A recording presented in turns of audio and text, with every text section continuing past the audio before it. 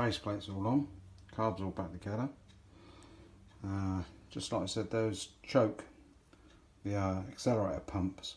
Make sure you always get that bracket underneath there, just underneath that. It's a bit slack, that it wants to be a little bit taken up, so we'll take a little bit of that up.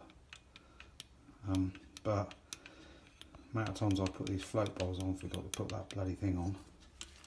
So the Proforma bottom section looks bloody lovely in that purple. Again, this one's a little bit loose. I'll take a bit of slack on that. And then on top is now a pretty damn good carb.